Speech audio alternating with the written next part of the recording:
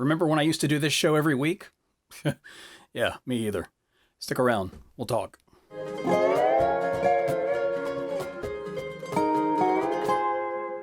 Hey everybody, welcome to another episode, finally, of Chemo and Cocktails, the only show on the internet about cancer and classic tiki drinks. I'm your host, Wayne.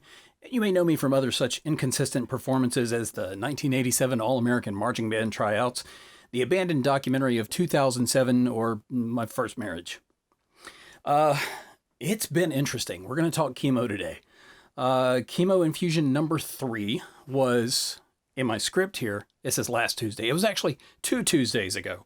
Cooper joined me for the day, and it was a very frustrating day. UAB has typically been a well-oiled machine, but this was 2 days before Thanksgiving, so that may have been a factor.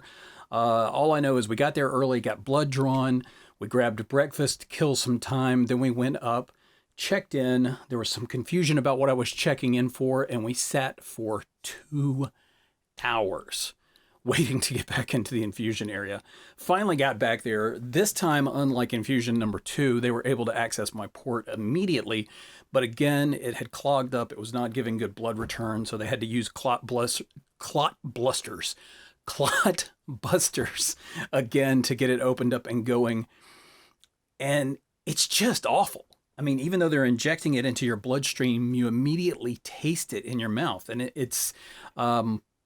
honestly, when I think about it too much, I start gagging just thinking about it. I actually started gagging as I was typing up my notes for this episode. And the phantom taste will linger in my mouth sometimes for hours, maybe even days. It's really wild what chemo does to your head over time. So everything took longer than expected at that infusion session, and we ended up being there for about 9 hours that day, which it should have only been about 5. I couldn't have gotten through it without Cooper, though. He came with me and not only kept me company, but he went out and explored UAB, which is the 8th largest hospital in the country at this point. I just saw that headline today. And he just went out and had a little mapping app and found his way around and went and got us some really nice greasy pizza, which actually was ideal for lunch that day because all that pepperoni and cheese and grease just really helped to overwhelm all those nasty chemo flavors that I had in my mouth. The most eventful part of the day, however, was overheard conversations from the next little chemo booth over. I guess it's called a booth, a pod? I don't know. Anyway, so 2 ladies in that pod next to us were having a conversation, and it went in part like this. I broke my femur. When that thing snaps in half, girl, I broke that in all my ribs. I won't do that ish again. I wouldn't even let Wayne touch me. He wanted to help me, but I wouldn't let him, so he called the deputy, started yelling at him, calling him SOB, all that. To which the other lady replied, he wouldn't have done that if he was sober. Of course the guy's name was Wayne. Of course it was. Another little conversation we heard a snippet of was, I really wanted a spider monkey. I already had a name picked out and everything. Anyway, side effects. Side effects have been much worse this time, honestly. The nausea was much worse and lasted for about 3 days. By Saturday, I was feeling better and could enjoy the Iron Bowl. I would have enjoyed it a lot more if Alabama had played well for the first 59 minutes of the game. But we won, Roll Tide, so that went well. The cancer may not kill me, but being an Alabama fan this year might. Now, if you've done the math, you realize that because I wasn't feeling well for 3 days after the infusion, and the infusion was 2 days before Thanksgiving, that means I wasn't feeling well on Thanksgiving Day. But that's okay because we didn't do anything. We didn't do a big Thanksgiving meal. Kelly just cooked up some taco soup. We have a complicated relationship with the holiday of Thanksgiving, or as we refer to it, the holiday that shall not be named. More than half of the Thanksgiving days since Kelly and I first got together in 1996 have been bad. They've been marked by hospital visits, nausea, vomiting, car breakdowns, more vomiting, and now this time chemo. So we just don't put a lot of expectations on Thanksgiving. We downplay that holiday as much as possible. Whereas my last round of chemo was marked by extreme sensitivity to smells, this one was all about the taste. And it started with those injections that I was getting in the weird flavors that were in my mouth. The taste of the chemicals just lingered for days and days. So I found myself rather than craving the bland foods that people typically want when they're nauseous, I was craving really rich, spicy, flavorful foods. So our Thanksgiving dinner, like I said, was taco soup with extra hot sauce. Other side effects that I had a couple of days of extreme tooth pain, and I think that's because I was gritting my teeth a lot in my sleep. That's a really big problem, and I was very concerned about that because I do have a filling that has worn down over time, and the tooth actually broke right around the time I started chemo. But you can't have dental work done while you're on chemo because it puts too much of a risk of introducing infection into your system and could possibly kill you. So it is a very, very difficult thing. Most people recommend you get dental work done before you even start chemotherapy. I didn't need it. Not on that tooth. I didn't have any urgent dental needs prior to starting chemo. So when that pain started, I was really, really concerned that I would have to stop chemo to get some dental work done. But as it turns out, I was able to put some Dentemp in there and keep the pain under control with some Tylenol, and it let up after a couple of days. And I've had to sort of mentally train myself not to, really clench my jaw when I'm sleeping or resting.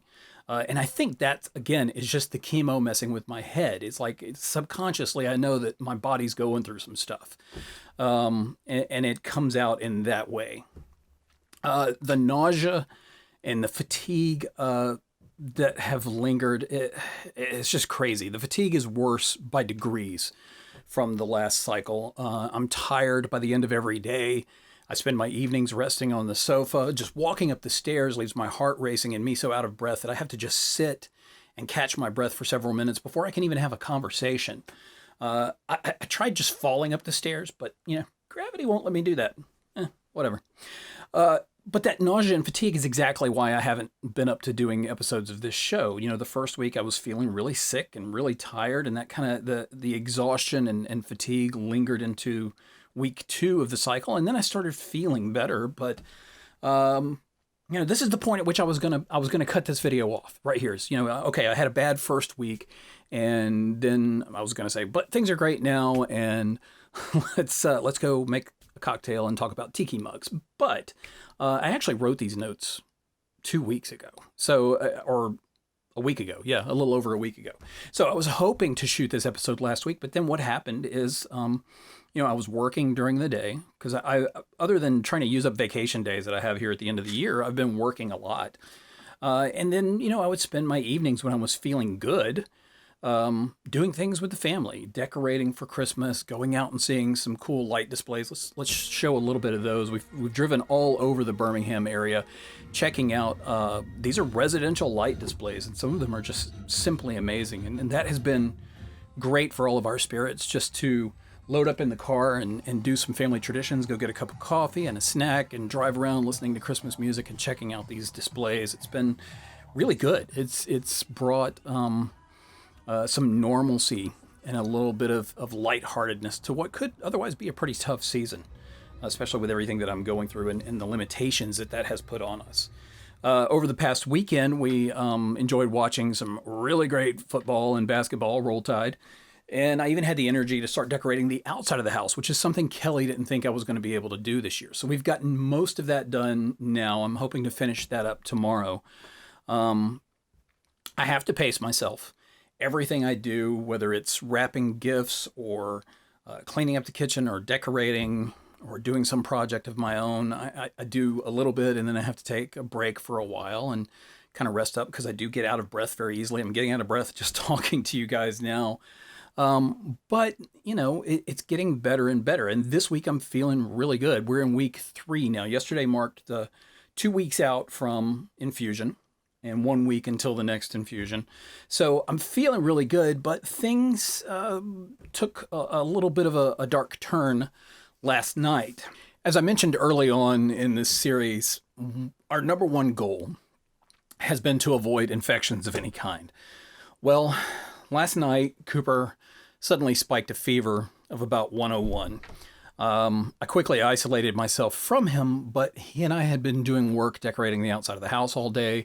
He and Savannah and I had piled in the car for a couple of hours and driven around and looked at Christmas lights some more. So it may have already been too late. He went to the doctor this morning, and he has been diagnosed with the flu. A cold would have been a lot better for me. I do have a flu shot, But I'm hearing anecdotally stories from friends of ours in the medical profession that there's a lot of breakthrough infection with the flu shot this year. So I'm just hoping and praying that my flu shot will work, that I haven't been overexposed to his infection, and that I can fend this thing off. Until then, he's gotten medication. He's isolating upstairs on the second floor in his bedroom. I'm isolating down here in the basement, so we got a whole floor in between us. And hopefully I can just stay safe until he's feeling better. I've been resting all day today just as a precaution, drinking lots of fluids, just trying to stay ahead of this thing. We'll see. Last thing I want to do is get the flu. And if I had gotten a fever like his, anything above 100.4, I have to go immediately to the hospital. And that is really what we're trying to avoid here. When I started this video series, I was really gung-ho about doing multiple episodes per week, keeping things very light, very funny. But the reality is, even with mild side effects, cancer and chemotherapy are just hard. You don't always feel like doing all the things you want to do. You don't always have that spirit of that can-do, gung-ho attitude. Sometimes you just don't feel funny. It's hard to even come up with a single joke to make about these situations because you're just tired. You're run down. Your body feels off because you're pumped full of chemicals. And like I said, subconsciously, you know what's going on, even if your conscious mind wants to deny it. So it can be tough, and maybe this video series hasn't been what I've wanted it to be in that regard in terms of frequency of production of videos or always bringing the funny every single episode. But maybe sometimes the best way to be an inspiration to others and to be lighthearted is to just be real about the fact that you can't be those things. You can't fake those things. What I do feel, however, is hope. Cooper's infection is scary. It's dangerous for me because I am at the absolute nadir of my immune system right now. This is when I am most compromised. So that's a scary situation.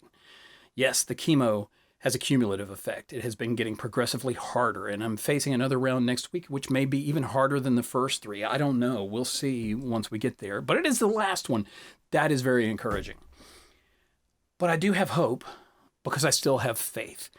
I don't talk about it a lot here because I know that's not what most of you have tuned in for. You're tuning in to see something about tiki drinks or just hear about what I'm dealing with the cancer or see my tiki collection, whatever. But my faith is very real to me, and it's very important to me. I know that no matter the circumstances of life, God is good.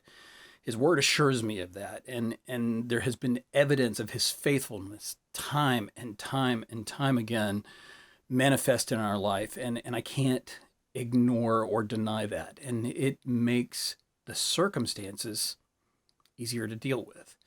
So if you don't have that hope, reach out to me. I'd be happy to tell you about my experience. I'm not going to beat anybody over the head with the Bible. I'm not going to sit here and preach hellfire and brimstone. That's not who I am. It's not what I'm about. I'm not a preacher. I'm not a theologian. I'm just a guy who's a pretty lousy Christian, but whose faith is constantly growing by degrees. And this situation has given me a chance for my faith to grow even more. And I'm thankful for that. I really am. So it's not a typical episode today. I'm just going to leave it at chemo for today. We'll call it Vlogmas. That's a big thing people do in December, right? They vlog every day and they just kind of spill their guts. So today's not going to be typical. We're going to only do the chemo half of the episode. We'll come back and we'll do an episode that's all the cocktails half of it and have some fun with that. So that's the plan. But for now, just pray that Cooper recovers quickly from the flu, that I can somehow fend it off.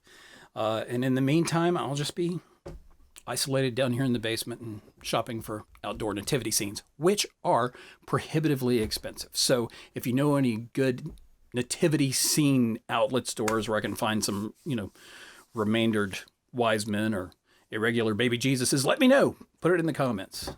Until then, cheers.